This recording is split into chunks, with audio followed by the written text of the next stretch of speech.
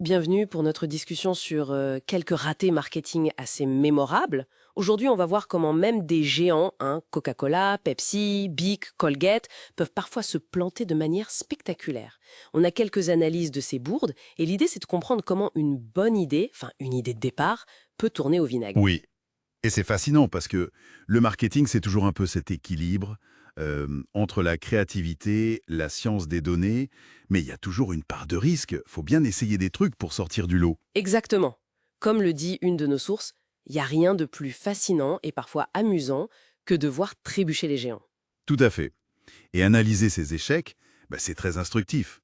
Ça nous en dit long sur la perception des consommateurs, les limites d'une image de marque, et puis les dangers d'une mauvaise exécution ou d'une diversification un peu hasardeuse.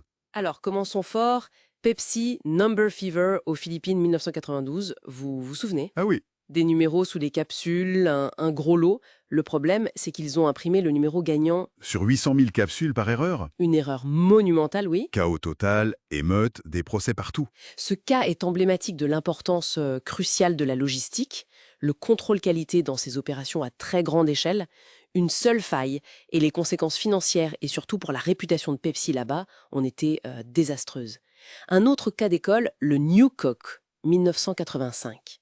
Ah, le New Coke. Coca-Cola qui veut contrer Pepsi change sa formule mythique. Et là, Rejet total. rejet viscéral, oui. Les gens détestaient le goût, mais c'était plus que ça, non? Ah ben oui, c'était une trahison pour beaucoup. Ça montre la puissance de l'attachement émotionnel. La loyauté à Coca-Cola, ça dépassait le produit lui-même. C'était affectif, Ils avaient complètement sous-estimé ça. complètement. Cet attachement, cette part d'identité, presque, que les gens mettaient dans leur boisson. Et le plus fou, c'est que cet échec, finalement, il a presque renforcé la marque, non? Le retour du Coca-Cola classique, ça a été un triomphe. C'est une lecture intéressante, oui. Ils ont su rebondir. Le retour du classique a, en quelque sorte, validé l'amour des consommateurs pour l'original. Une crise transformée. Incroyable. Bon, parlons maintenant des extensions de marque un peu bizarres. Bic, on les connaît pour les stylos, les rasoirs, jetables quoi. Oui, le jetable, le fonctionnel, Et en 88, ils lancent un parfum. le parfum Bic. Oui, je m'en souviens. Bon marché, dans un flacon qui ressemblait un peu à un briquet. Voilà. Et Colgate alors, le dentifrice. Eux, en 82, ils sortent des plats préparés surgelés. Ah oui, les lasagnes Colgate. On imagine la confusion. Ben oui.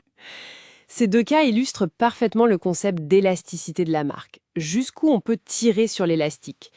Pour Bic, l'image jetable, pas chère, ça ne collait juste pas du tout avec l'univers du parfum qui est plus personnel, statutaire parfois. Ça faisait un peu bas de gamme pour un parfum. Exactement.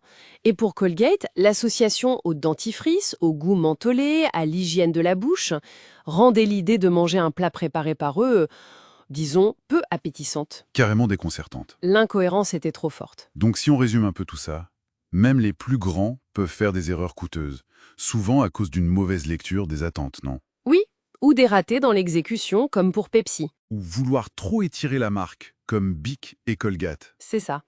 Les leçons clés, elles sont là. Bien comprendre comment sa marque est perçue, vraiment. Soigner l'exécution dans les moindres détails, et surtout, respecter la fidélité et les attentes des consommateurs. Ce qui est frappant, c'est cette attente de cohérence. Le public veut que ça ait du sens. Et comme disaient nos sources, le marketing, c'est cet art et cette science, ça implique des risques. La leçon finale, c'est peut-être pas juste d'éviter l'échec à tout prix. Non, c'est aussi de savoir quel risque prendre. Et surtout, comment une entreprise peut potentiellement rebondir. Coca-Cola l'a fait de manière magistrale avec le retour du classique. Ils ont capitalisé sur leur propre erreur, en quelque sorte. Alors, la question qui reste, c'est ça.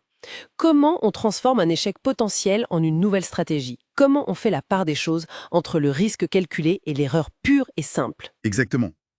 Comment on intègre cette possibilité de l'échec, non pas comme une fatalité, mais comme une information, une étape possible vers autre chose. C'est tout l'enjeu.